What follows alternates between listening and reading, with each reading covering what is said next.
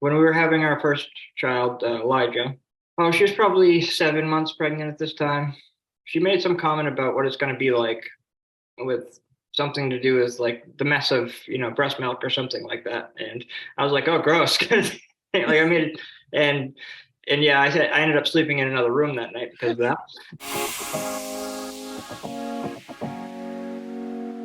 Welcome to the Empowered Wife podcast, where it's all about fixing your relationship without your man's conscious effort. So you feel desired and taken care of and special, even if your relationship feels hopeless. I'm Laura Doyle, and today we're talking about how to deal with a stonewalling husband. I'm going to give you three of my best tips. My guest, Jesse, is not a student of the intimacy skills, but rather the husband of a podcast guest and a coach. He generously agreed to be part of our Man Panel series, which starts today. And I'm going to get his perspective on the changes in his family as a result of his wife practicing the six intimacy skills and the connection framework. So get ready to hear the male perspective on what makes men attracted to their wives and want to be her hero. But before we get to that, let's talk about how to deal with a stonewalling husband. I want to give you these three powerful tips that you can use. Because if you've ever felt the frustration and the loneliness of trying to communicate with your partner when he just won't, he is shut down, you are not alone. I've been there, and so have a lot of the women I've worked with. Now, if your man won't say a word to you, or if he'll only talk about logistics or maybe the kids, it's devastating. It's scary. It feels like the worst rejection. And you don't know when it's going to end or if it's foreshadowing for something even worse that's coming. It feels really extreme. And I remember feeling so panicked when that used to happen at my house because I felt so abandoned. Like the only way for me to stop this terror that's welling inside of me, I thought, was to insist that he talk to me, like just make him talk to me, which really just backfired. It seemed to make him dig in even more. And it was awful. And I felt pathetic. It was, yeah, total loss of dignity there. And I know other people have advised, like when he's stonewalling, we'll just ignore him until he calms down. But I'm not a very patient person, and that never really seemed to work for me. I like being able to take action. I like being able to do something.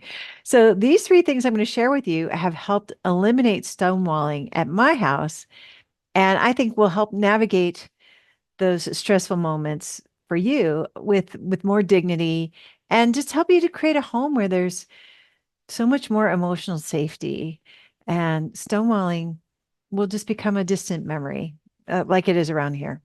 So, tip number one is to thank him for stonewalling you. You're thinking, wait, what? What the what? I'm going to thank him for stonewalling me? No, I don't think so. And I get it. But let me tell you about Brian, who was a guest on my podcast as part of the last man panel. And Brian was describing how at their house, prior to his wife becoming an expert on the intimacy skills and becoming a coach, they used to have financial conversations that went south pretty fast. They turned into arguments. And he said, in fact, talking about finances made him sick to his stomach because he just knew how they were going to end up, usually with her crying and him upset.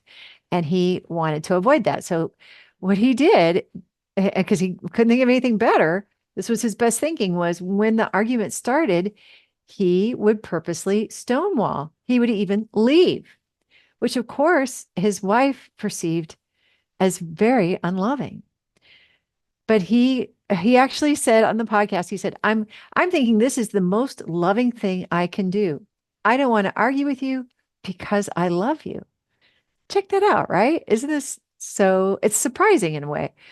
He was trying to protect her and protect himself because he didn't want to fight. He didn't want to do damage to each other.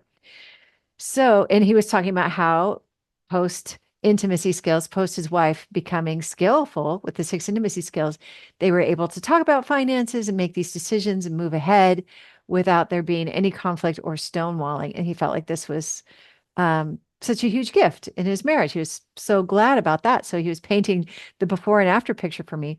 But I thought it was so fascinating for him to say, "This was how I love my wife," by stonewalling. So you could, for example, say to yourself, you know what? I think my husband is also he's stonewalling me out of love. He's acting this way out of love. You could expect the best out of him, right? And you might think, well, that's not why he's doing it. He's doing it because he's mad. He's doing it to hurt me. That could be true. But couldn't it also be true, at least partly true, that he's doing it to avoid damaging each other, to protect himself and to protect you? It's possible, right? So, and this is my favorite part, is wouldn't it make his head explode if you thanked him for being so loving and protective by stopping the argument altogether with his silence? Wouldn't that just be, wouldn't it be fun to see him fall out of his chair if you acknowledged that his stonewalling was at least partly out of love? I personally love making people's heads explode. And I think this might be why I'm so good at the intimacy skills now, because there's a lot of head exploding and people falling out of their chairs and things like that that happens as you practice the intimacy skills, as you expect the best from your husband and thank him for those things. So this part is really fun, actually. It makes me feel smug. I love feeling smug. So, seeing the best in him and being grateful for his protection and love is one way to end a stonewall. You can see how that would be effective, right? All right, tip number 2 is to talk to someone else. So, when you're being stonewalled, it is really painful, it's scary, it's hurtful.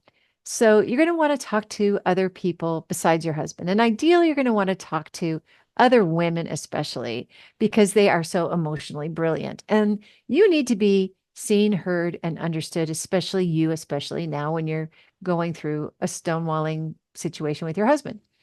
So, and this is one of the reasons that I wish every woman on the planet was a member of the Ridiculously Happy Wife program, the group coaching program. So you would have somewhere safe to go and say, my husband's not speaking to me and it really sucks. And he seems very committed to this silent treatment and to this Cold War. And I'm feeling upset. I'm feeling scared and alone. I'm feeling worthless. To get a big hug, to get lots of empathy for that situation in that environment is just so dreamy and ideal. I mean, of course, it's not an ideal situation, but this is someplace where you can go to not feel alone or embarrassed or judged for that, and actually have people stand for you and stand for your greatness. And you might think, well, how is this going to affect the stonewalling that's going on? How would that short circuit the stonewalling? Because when you get what you need emotionally, which is to be seen, heard, and understood by someone, other people, it relieves pressure on you, right? It's a relief to get that. And therefore, it relieves pressure on him, on your husband, who cares deeply about your happiness, right? He just wants you to be happy. So if you get a modicum of happiness from sharing with others, that takes pressure off of you, which takes pressure off of him. And when the pressure goes down, the softening can begin, the healing can begin. All right, tip number 3 for a stonewalling husband is to get out your street cleaner. And of course, for loyal listeners of the podcast, for the relationship coaches and for the coach trainees and the Ridiculously Happy Wives and the Diamond students on our campus and the book readers who are experimenting with these skills, you may be wondering when I was going to get to this part about apologizing for your side of the street, right? So here we are. We're here now. If you're anything like me, though, you're not always ready to be accountable immediately, especially if you are feeling hurt. If there was a conflict that caused a stonewalling, right? It's kind of a big deal. And as a mere mortal woman, I just don't always feel like apologizing. It's challenging to look at your side of the street, see if there's anything that you need to clean up. And this is why stonewalling can last a while, right? Somebody has to cool off before it's going to end. But if you are feeling courageous, if you're feeling accountable, and maybe your self-care is really high and you're feeling really filled up and brave, you can shorten your stonewalling sentence by asking yourself, was I disrespectful? Did I criticize him or control, or was I dismissive, or was I motherly, or did I interrupt? Was I tuning him out? Those are the kinds of questions I would ask myself if I'm in my best form and being very respectful. So if you play back the tape and you realize that you were disrespectful, I mean, this next part takes a lot of humility and accountability, but you can apologize for being disrespectful by using this powerful cheat phrase that I rely on heavily a lot. And it's, I apologize for being disrespectful when and you fill in that blank at the end with the specifics, the words you said, or the way you rolled your eyes, or the way you interrupted, or yeah, the way you phrased something that was disrespectful. So it's very accountable thing to say. It's a very attractive way to show up when there's a Cold War and there's not talking. And when I get there, it's also always like taking a huge drink of dignity, a huge cool glass of dignity in the desert. So, and whether you thank him for his love, thank him for being silent, for being loving and protecting, or if you seek support somewhere else, or you clean your side of the street, it's very vulnerable to go through stonewalling from your husband. And I just want to celebrate you for looking for a way to make your home peaceful and to end that stonewalling, to create the emotional safety that all relationships need to thrive. I think the world needs more women like you. Does it feel like you can fix everything except for your marriage? For the last 2 decades, I've had the privilege of helping thousands of women create more connection, passion, and deep conversations in their marriages. I even wrote the book on becoming the empowered wife. Ultimately, I'm on a mission to end world divorce. That's why I'm hosting a free 5-day Adored Wife Challenge to help you repair and refresh your marriage fast. Best of all, your man doesn't even need to participate. Over those 5 days, you're going to learn the daily action that you were taking, probably subconsciously, that might be killing your intimacy. And I'm going to show you a small but powerful change that you can make today that will supercharge the passion and the connection. Plus, the simple magic cheat phrase that will completely shift your man's perspective. And I'm going to show you why your selflessness might be putting your marriage at risk. Plus, I'm going to show you the 4 indispensable elements of a happy relationship and how to get them. This free event only happens once a year, and trust me, you don't want to miss it. All you have to do to participate is go to lauradoyle.org/challenge and register and save your spot. That's lauradoyle.org/challenge. Go right now, save your spot. And I can't wait to see you at the free 5-day Adored Wife Challenge. My guest, Jesse, is not a student, but rather the husband of a podcast guest and a coach. He generously agreed to be part of the Man Panel series. And today I'm going to get his perspective on the changes in his family as a result of his wife using the 6 intimacy skills and the connection framework. So get ready to hear the male perspective on what makes men attracted to their wives and makes them want to be her hero. Jesse, thank you so much for coming on the podcast today. I'm super excited to hear your side of things. No, I'm glad to be here. Thanks for having me. All right. So, well, first of all, how long have you been married? We've been married for about 4 years. 4 years. Okay. And what were things like between you and your wife before? Well, I mean, I suppose there's what you might call like the honeymoon phase where things seemed really great. And I mean, they were. um, and I feel like I kind of walked into more, not your average situation, I guess, because Lucy had children already and had a previous divorce. And there was a lot there, I guess, is one way to put it. Yeah. You're taking on a So, lot. Yeah. so having, stepping into 2 teenagers and having a little one on the way, and, now we have 3 little ones. Um, yeah, so yeah, a 4-year-old, a 2-year-old, and a 6-month-old. Wow. Um, and there was a lot of different dynamics with, the teenagers and trying to figure out a relationship with bringing a new man into the house and all of that, which I feel like I was always really gracious and about, like I tried to be really, I don't know, sometimes I felt like I was being maybe too kind in some way, where I was like letting things go that maybe I shouldn't have, and like maybe trying to, rationalize it. Well, this is just a lot, or, something like that. Um, where it was actually really surprising to me when she came out with all the things about she was learning, and I was kind of like, well, yeah, yeah, yeah.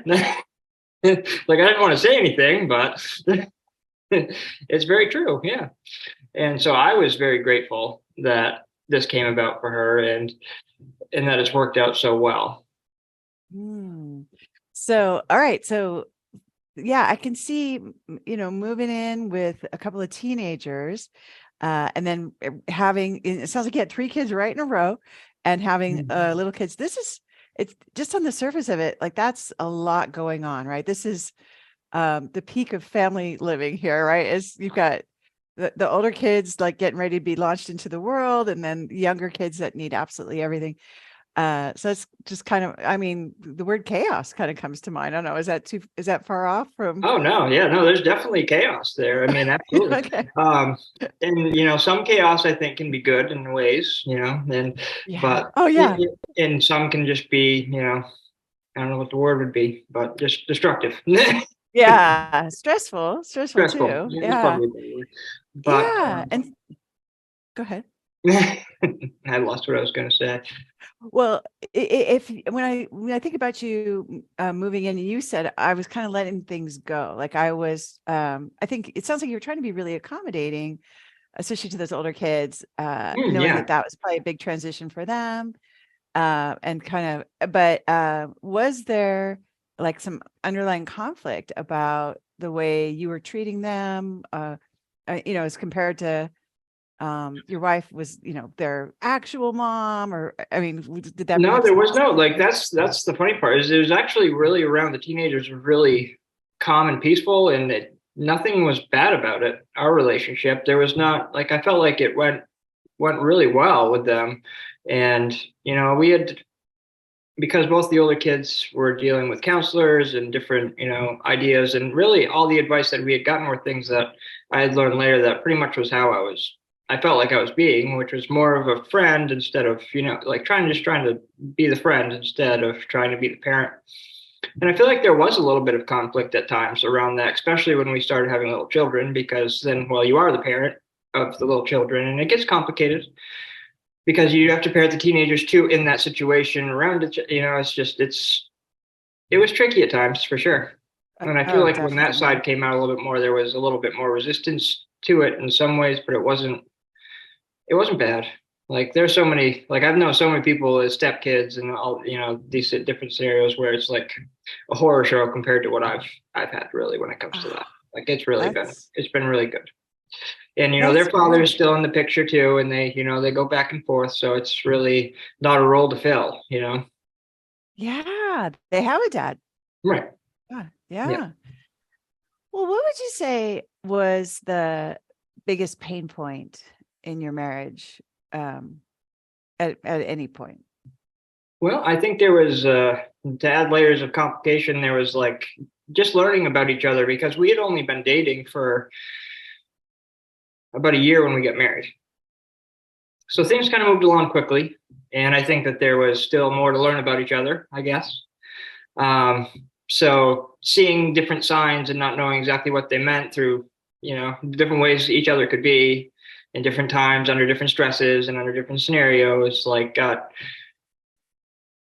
built up at times because nobody wanted to say anything, and then she would kind of get pretty moody, and I wouldn't know how to deal with that. And it was just we didn't understand each other on a very fundamental level, I think, when it came to certain conflicts. Hmm. And I felt like I was very misunderstood a lot of the time. Misunderstood how? Like, what did she Um, misunderstand? well, I would turn things a little bit more into jokingly. Like I try to play things off and turn into more play things that might have been serious or things that I wanted to make lighthearted that were serious, or that was kind of my way of dealing with some of the stress. And yeah, she didn't like that. Yeah. She took it So very funny to say. seriously and would cry and would have a hard time with it.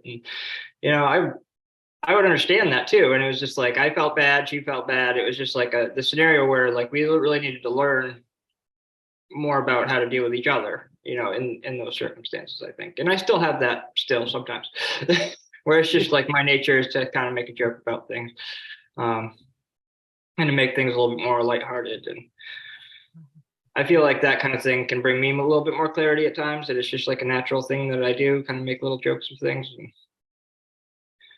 I don't have the best example on the tip of my mind, but No, but it's just so relatable. The same thing happens around here. My husband will try to lighten it up and I'm just not having it. And if I'm moody to begin with, like that, it just can make it worse sometimes. So I feel for you because I've done the same thing to my husband that, yeah, that your wife, the way she responds to.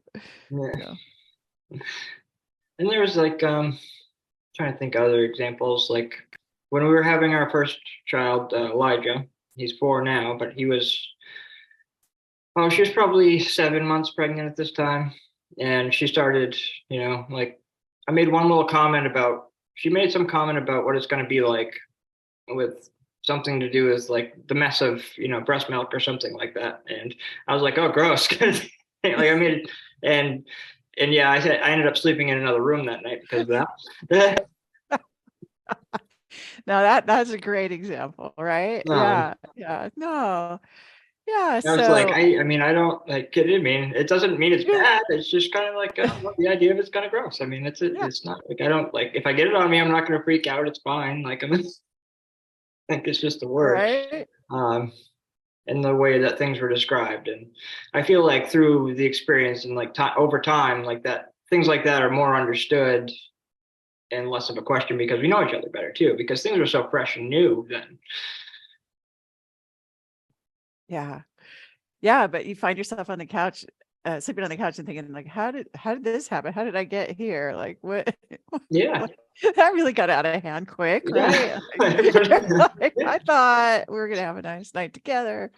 And it's not happening. So was there ever a point where you thought, gosh, we cannot go on like this? Like this is really gonna wreck us.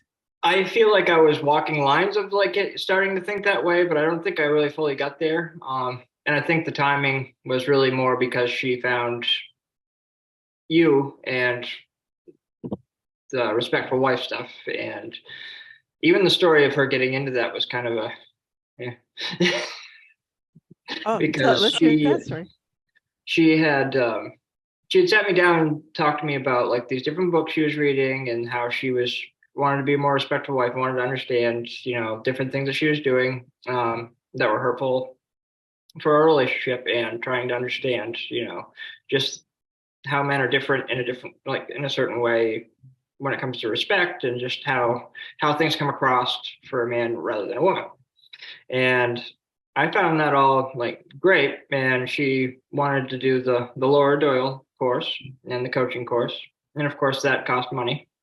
Yeah. And at the time we were kind of struggling in some ways. And we sat down and I was like, I'd love to support you to do this, but like, I'm not sure. And then I, I can't remember exactly. I think it was a day later, she pretty much had already done it. And Oh, and I was just like, you said that you wanted me to, and I was like, well, that's not exactly what I said. Because I would always come across in a way where like I really wanted to be supportive, and then I'd be like the but I guess I wasn't as clear as I should have been. Like I felt like I was clear, and that's been something that's come up a handful of times through our relationship.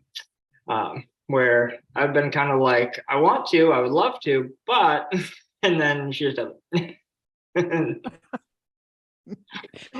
yeah. Yeah. And so I hear the contrast there between like, I want to be more respectful.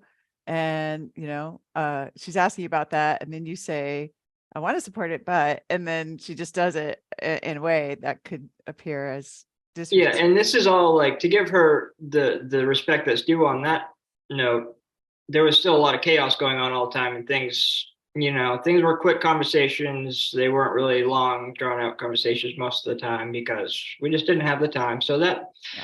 the confusion of it like still makes sense to me, even though I still feel like I was clear enough. It was just one of those like there's some blurry lines there, and like big decisions take more than one talk kind of thing. Um, So were you, I mean, I think it'd be only natural to be a little upset that she oh went and yeah, I made that was, and big investment. Yeah. yeah, it was, and part of the reason I even was excited about coming out today was partly like my idea of the story is like just that, and how I felt like it ended up being worth it.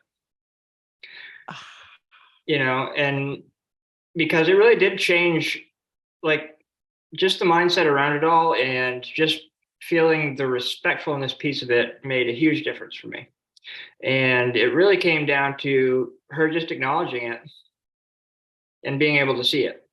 Like, there are still things that come up day to day, sometimes, more than others, still, but it's being able to take a breather and come back and be like, I know I shouldn't have said that, or I shouldn't have said it that way, or, just having that skill makes a huge difference for me. Yeah, that accountability. So it sounds like your wife's Right. very accountable. She's very accountable. Yeah, that's one thing that without a doubt. She definitely sees the other side, and sometimes it's just in the moment it's hard, which is hard for anybody that's feeling all of that in the moment. So I can't say I completely understand it because I don't feel those things the way she does, I don't think. But Right? It's very different. yeah, Yeah. it's very Yeah. different. Yeah. Well, I love hearing that she's very accountable. And is that a quality, is that part of what you fell in love with her about, or you feel like that really just developed? No, I feel like the accountability piece, I felt like she had all along, and I feel like it started to get harried more because of the complexity of it all and learning each other, and I think having some fears around it as well. Because I mean, you're bringing somebody into your house with you already have kids, and like you've been through enough relationship stuff in your life where you've been with the wrong people and for long enough that you can doubt yourself and have doubts. And I think a little bit of that came up at times. And for myself, like I had some medical issues happen where I was sick a lot, and I had times where my sleep wasn't right, and I would get kind of moody when I was like first waking up, or if somebody tried to bother me while sleeping, I can be fairly, just my energy can be kind of angry, I guess, even though I don't Mm. feel like I mean, I know I didn't really cross any major lines or anything, but I feel like she could feel that, and it scared her, and it just brought up some things, where she felt like she needed to protect them from me in a way, which felt really strange to me, and it's like, that was hard. Well, you're very accountable too. The way you just said that, it's just, I hear so much accountability, which is so appealing. And especially with those littles, you're their dad. It sounds like I mean, what an awful feeling to have your wife's and their mom say, like, I've got to protect these littles from you because you're too angry. It sounds like Yeah. that's what was happening. So that sounds pretty painful. Yeah, yeah, it was. And it was more like just the way I would, like the little one, I'd like go pick him up, and I'd just seem like I was doing it quickly and aggressively kind of thing, just because I was half asleep and really tired and cranky. And, yeah. And I do feel like in those moments, my energy just in itself is pretty, I can see why somebody might be intimidated by that, Yeah, but which is that's not very like me at all. So it's like a whole different person too, that's a hard one. gotcha. Gotcha. Yeah. Yeah. And so these are some of the points of conflict that had it feeling probably even more chaotic than it already is with 5 kids and Yep. um Yep. 3 little tiny ones, which I think are just tough years in any marriage, right? When there's a Yeah, lot of yeah. little You people. got both ends of the It's just spectrum because you have a teenager that's graduating this year, you have a newborn 6 month old, 4 year, 2 year, and then you have another that's turning 16 in another week and is going to be looking at getting their license and start driving. And, yeah. it's a lot of work. There's no rest. There's always No, somebody no, there's doing not. something. There's no No. rest. Yeah. Yeah. So, okay, so what is your what's the main thing you noticed that was different about your wife from how she had been before when she started really using the six intimacy skills and the connection framework? The biggest thing off the bat was just her focus on it, I think, because she became really obsessed about it because she really, I think that in her nature, she really wanted to be accountable of what she was doing. Um, Hmm. and she did. She was reading. She had her head in it an awful lot, and she was also working. And we had the littles too. We were both working, and it's just it was a lot. And she like I think in order for her to even be able to do it, she had to be obsessed too. It's like in some way. Um, and I Yeah. think just her obsession of like and taking that so seriously. Um, that's the biggest thing I noticed right off the bat. Oh And my she God. started bringing up all these different, every time she read a book or had a class that something came up that she knew she was doing, she would bring it right out, and tell me about it, and be like, it wasn't that bad, kind of thing. But I was a little, I was a little skeptical Oh, were you? at Okay, first. look, I want to hear about that. It makes I was sense because skeptical. If it's not worded properly, I feel like in some ways it can almost seem, I don't know the way to put it, but my original take of like the way she was talking at first was almost like you're being disrespectful to yourself in a way as a woman. hmm, And the more she would explain it to me, it was really more about the wording, the way she was saying it, I think. hmm. I'm not sure if I'm describing it correctly, but there was something about that made me feel kind of leery of it. Like, I don't know, like it almost sounds like maybe that hardcore, religious people that want to like put you in your place kind of thing. And I was just like, I don't know. Okay, so let me make sure. I think what I hear you saying is like some of the wording she was using was probably totally different than what she'd been how she would word things previously. And Yes. it came off as kind of did it come off as it sounds like even harsh or fake or something? Is that Not fake. I wouldn't say fake. I would say harsh though. Yeah. Almost harsh? harsh to herself. Um, harsh Harsh to to herself. Oh, yes. interesting. Yeah, like harsh. Not I harsh to mean, in the you. way it was described, you could say that it may have been even, harsh to women. Just the idea of, it wasn't the way it was worded at the time. I can't remember. It's been a little while now, so I apologize. Sure. No, that's fair. But That's totally fair. it had something to do with, just how all women, like it was the idea of like how all women can fix a relationship.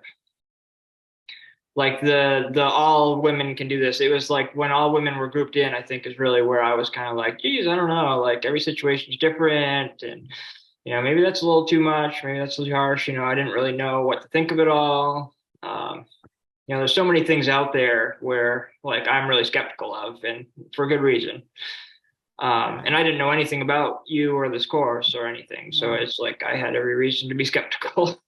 Absolutely. Absolutely. And I think that's pretty normal, especially if someone's going to become obsessed with something, right? Like here's somebody you met and fell in love with and married and took on her two teenagers.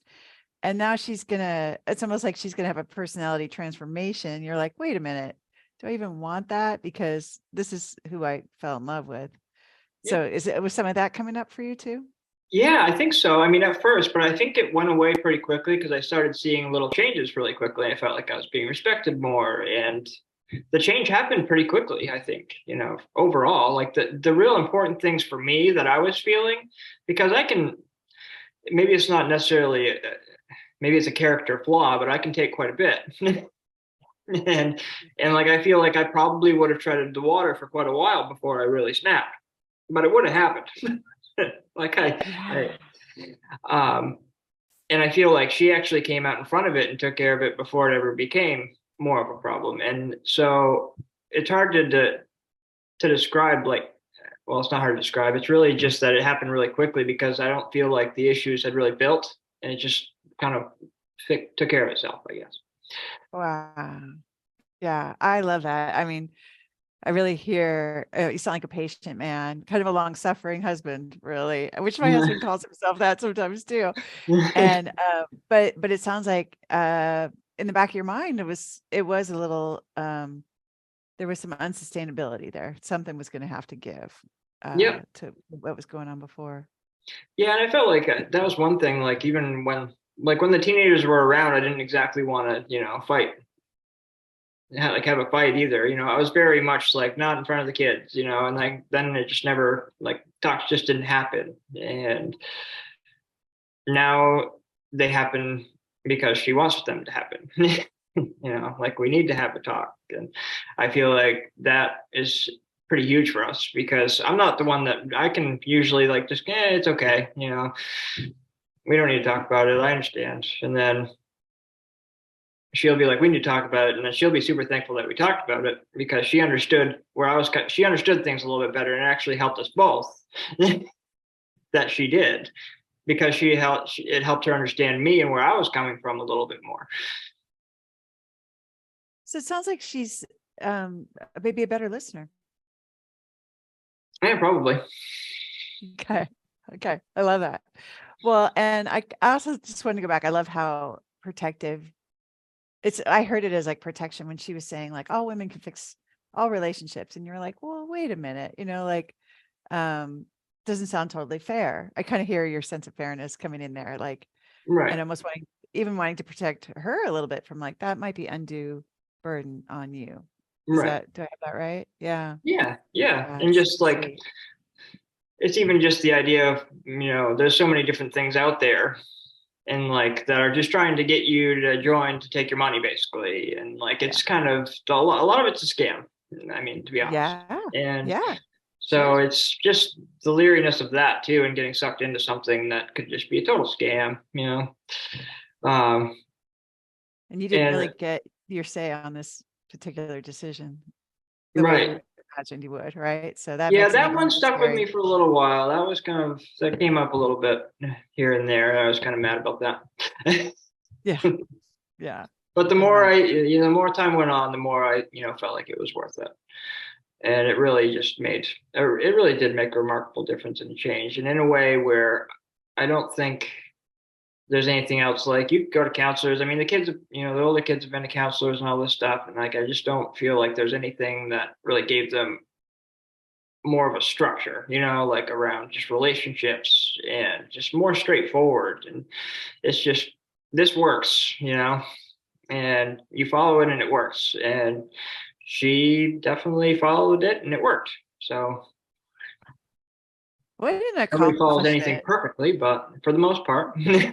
Yeah. Right. Right. It definitely, well, that gives me goosebumps to hear that because it's exciting in a way. I think so many people would like to throw themselves into something that works. And there is a lot of other stuff out there, right? That and like you're saying, maybe the kids with the counselors, you don't feel as there hasn't been as much benefit maybe to that as there has been to Oh this. yeah, Is that I would say little to none. Little to none. And they've been to multiple, and they've both been to multiple, and for years. And I've never seen any benefit. No. wow. Wow. And that's very disappointing. That's a lot of commitment, a lot of money, time, and energy into something that just didn't work. So, and as you Yeah. say, you're skeptical by nature, right? Oh yeah. This Yeah. is Yeah. yeah, yeah. So it's kind of a big deal that it all got to happen. Kind of a miracle in a way. Yeah. Yeah. So, and what would you say is the biggest benefit to you and to the family that Lucy went and did all this and became a coach? I would say the biggest benefit is just, the feeling of our house. Like everything seems more lighthearted and up, like that, how you would want it to feel and be. Yeah. I mean, there's always going to be times where, things are stressful and hard, but I'd say I wouldn't put a percentage on it, I guess, but most of the time it feels good. Yeah, no marriage is perfect, but just you being willing to come on and talk to me today, that's a pretty good sign that things are going well. I consider this a victory lap place, right? This is a place we celebrate Yeah. a big accomplishment, like a marriage has been fixed, improved, has benefited from it. And it sounds like that's part of what you're here to say. Yeah. Yeah. Like I was just thinking the other day, like I can't even, like, personally, I don't even remember what it was about, but it was something about the way to do something. She was trying to tell me to do something. And then she got mad and she tried to tell, and I just like, okay, like, and I walked away and I went upstairs and like she came up like 10 minutes later and apologized, like that kind of thing. Like the little things happen, like you got a baby in your arms and two little boys running around and screaming and you get frustrated and you say, it's like, it's okay. But the fact that you can like come up and be like, I'm sorry, like makes the world a difference to me. That's awesome.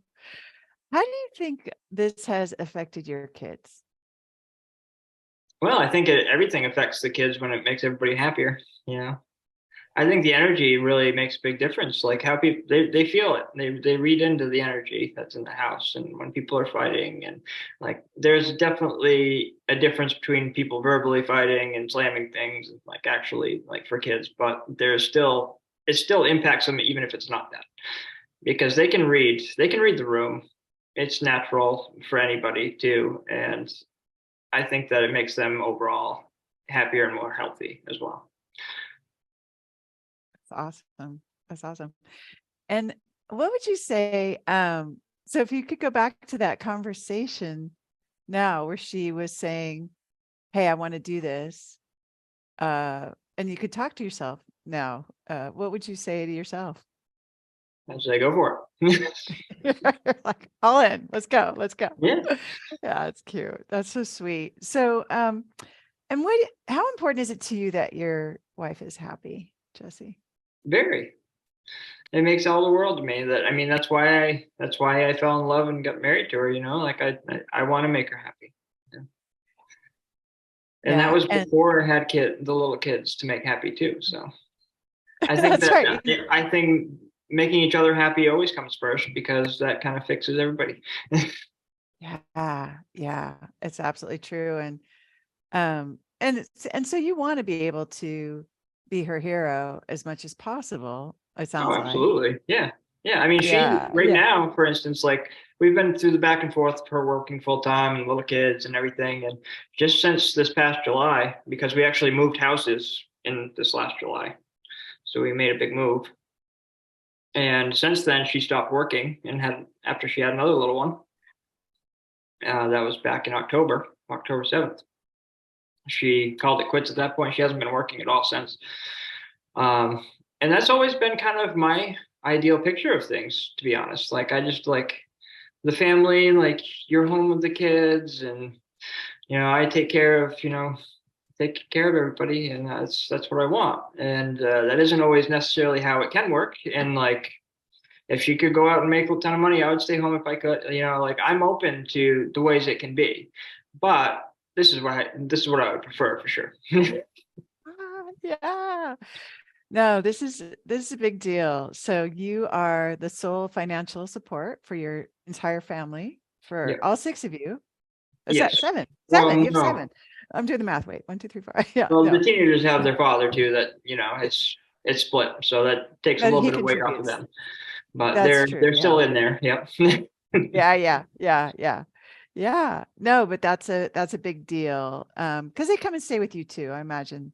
Some Yeah, resource. They yeah. use some It kind of resources, ebbs but ebbs and flows a little bit. Especially as they're getting older, they kind of choose to be over there more, over here more.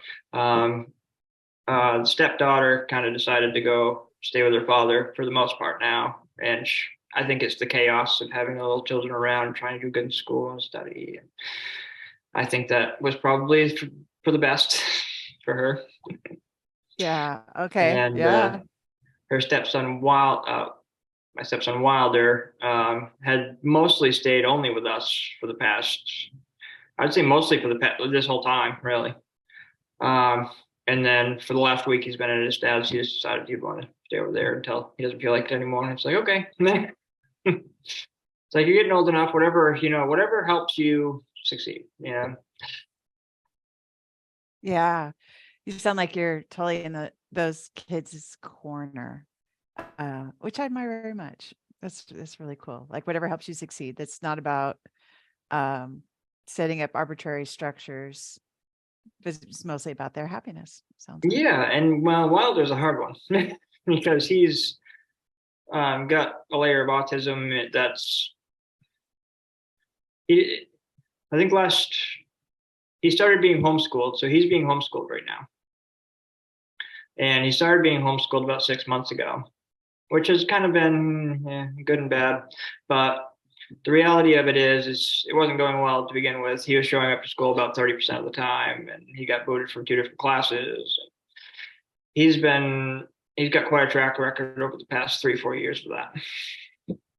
Just not going to school, can't get him out of bed, always sick, always something. So really, anything that gets you on, anything that helps you be motivated and gets you in the right path, like absolutely. Because it has to, like we've learned that it has to come from him in a great way. Like, and it's just, there's not a whole lot at this point you can do about that. Yeah. And there's been a ton of thought and research into him and a lot of different family talks and conversations. And he's been a hard one because Grace has been super motivated to do it. Although she technically has a lot of the same problems Wilder has, she's just different, and she's really motivated. So it's like you could almost not even worry about that because she gets a job, she's working and going to school, and she's going to Berkeley, and it's like she's figuring it all out, and it's like almost not a worry there. Although sometimes it should be. I see what you're saying. Like, yeah, I think families will coalesce around the person who is struggling the most. Yeah. And sometimes somebody who's doing okay, but still needs attention or still needs something that can get overlooked because it kind of takes up all the oxygen, I suppose. Yeah. So, but I just really hear how invested you are in both of their success and how many conversations have gone on, and you're having to coordinate with not just your wife, but their father, it sounds like, for their greatest success. Yeah. Yeah. Yeah. I feel like that's actually, Lucy would praise me for helping with that. Although I look back and I'm like, I'm not even 100% sure what I did exactly other than just say what I thought. I guess that was helpful, but it was just about, him being more involved and us doing things more with him. And, the teenagers really wanted that. I felt like they needed that. And like on birthdays, we'll all get together and the father will be there. Now their father comes over, sometimes every Sunday for dinner. And like the little boys love seeing him. And he's like a playful guy and we'll throw him around. And it's just like, I think that's the way it should be. So it sounds like you and their father really get along. Yeah. Yeah, I think we get along. So yeah, that's impressive, right? Because I think there's ample opportunity for conflict in that situation. Sure. Yeah, I think that we're both pretty good at, keeping it on a level of, I don't know what the word would be, but to just kind of give each other some due respect and that you don't know a picture until you know it or hear it from each other kind of thing, because teenagers are teenagers and, they take things out of perspective sometimes and can overblow things. And I think that we all see that and are really good at taking everything with a grain of salt and having a family meeting if we need to about it. And so we can all talk about it together, which is a big deal and makes a big difference. And was it always this peaceful with these kinds of conversations? It was always peaceful, yes, but getting the conversation to happen used to be difficult. In what way? Peter was didn't really seem as open to doing it at first. And there were some other pieces to that as well, because there was another woman involved with him and with the kids on his side, and there was conflict between the other woman and Lucy.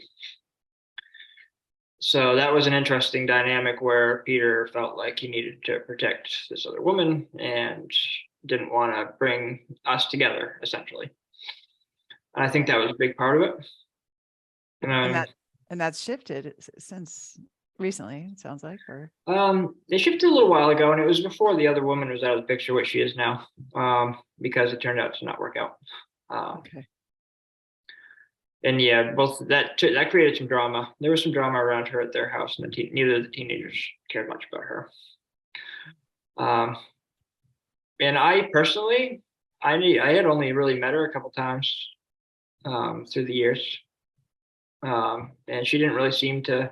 It was kind of a weird thing. Like I didn't really know what to make of her.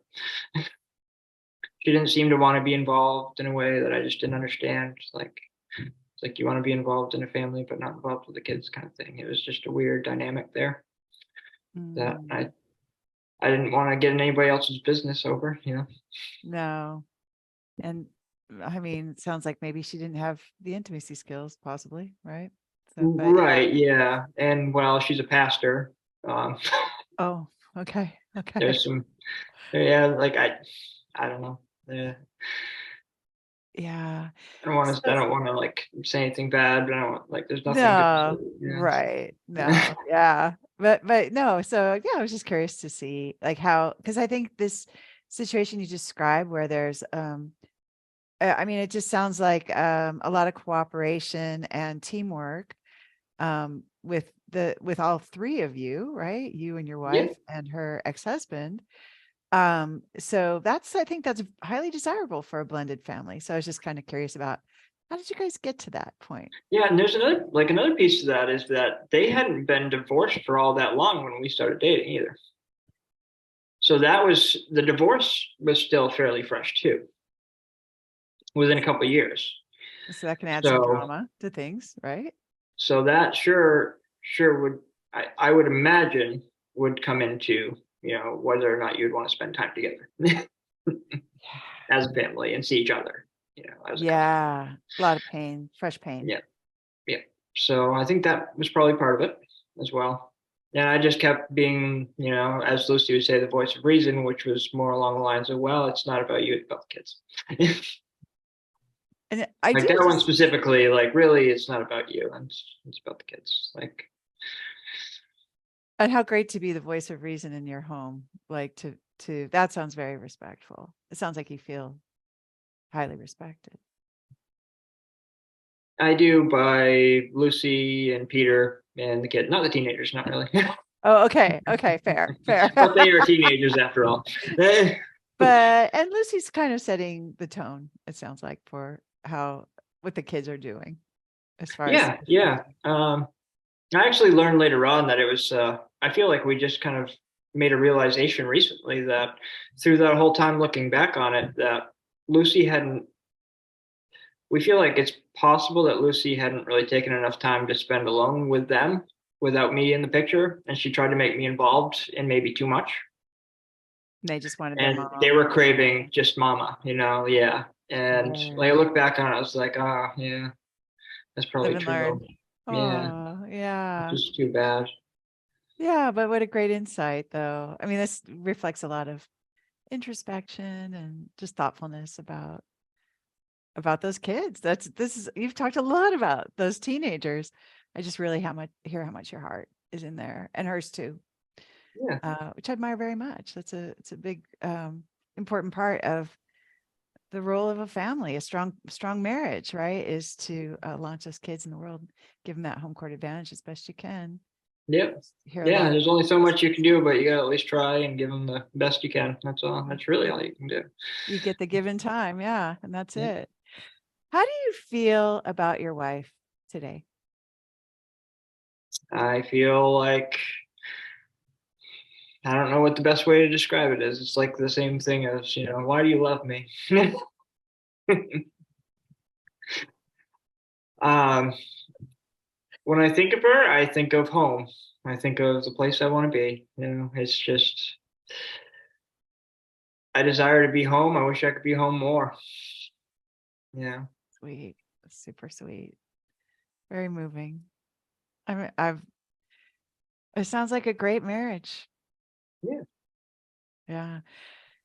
You know what, Jesse, I just see this as such a big accomplishment. I mean, anytime you have a great marriage, that's a big accomplishment. But when you have a great marriage with a blended family and a couple of teenagers that you took on, that's an even bigger accomplishment. I just admire you so much for what you've created in your home.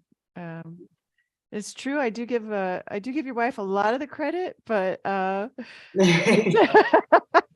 But I also just I can't help but see all the ways you contributed. And especially you supporting the whole family. I remember it was a big deal when she got to quit her job. I remember that. I remember just hearing the excitement in her voice, Mm. and some relief too. And anyway, so that's just one of the many specific ways, though, that I'm getting the idea about what a great husband and father and stepfather you are. Oh, thank you. Yeah. So it's great to get to hear all these things that have transformed in your home, all these changes that have happened, and that you feel it was really all worth it. Um, what advice do you have to a woman who is kind of back where you guys were, and maybe he's sleeping on the couch because he said the wrong thing? And there's just maybe kind of a lot of stress and some fighting going on, or just tension because they don't want to fight in front of the kids. And she wants what the two of you have now. What's your advice to her? That's a great question. My advice would be,